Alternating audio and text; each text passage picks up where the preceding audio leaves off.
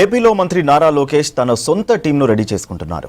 రానున్న రోజుల్లో రాజకీయం తన వైపు ఉండేటట్లుగా ఇప్పటి నుంచే పక్క ప్లాన్ గా ముందుకెళ్తున్నారు. జిల్లాల వారీగా తన టీంలోకి ఒక్కొక్కరిని చేర్చుకుంటున్నారు. అందులో భాగంగానే ఎమ్మెల్యే కోటంరెడ్డి శ్రీధర్ రెడ్డి లోకేష్ టీంలోకి ఎంట్రీ ఇవ్వనున్నారు. అంతేకాదు వచ్చి రాగానే కోటంరెడ్డికి కేబినెట్ బెర్త్ కూడా ఖాయమనే టాక్ వినిపిస్తోంది.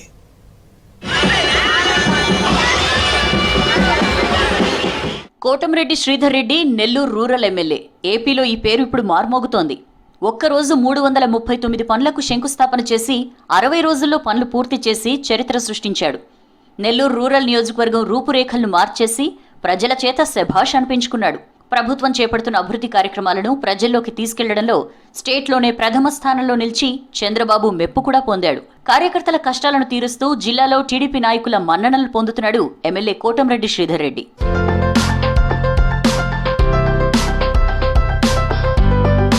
ఒంటరిగా వచ్చి నెల్లూరు జిల్లా రాజకీయాల్లో తనకంటూ ప్రత్యేక ముద్ర వేసుకున్నాడు ఎమ్మెల్యే కోటంరెడ్డి. చంద్రబాబు, లోకేష్ ని ఎవరైనా విమర్శిస్తే కోటంరెడ్డి అస్సలు సహించడు. ప్రత్యర్థులపై ప్రతి విమర్శ చేయడంలోనూ కోటంరెడ్డి ముందు వరుసలో ఉన్నాడు. ఒక ఎమ్మెల్యేగా ఉంటూ ఇన్ని పనులు చేస్తుంటే మంత్రి అయితే ఇంకెలా ఉంటుందోనని జిల్లా ప్రజలు చర్చించుకుంటున్నారని సమాచారం. పార్టీ కార్యకర్తలకు, ప్రజలకు ఏ కష్టం వచ్చినా పార్టీ ఆఫీసులో కోటంరెడ్డి అన్నదమ్ములు ఇద్దరూ అందుబాటులో ఉంటూ సమస్యల్ని పరిష్కరిస్తారని చెప్తున్నారు ప్రజలు, పార్టీ కార్యకర్తలు.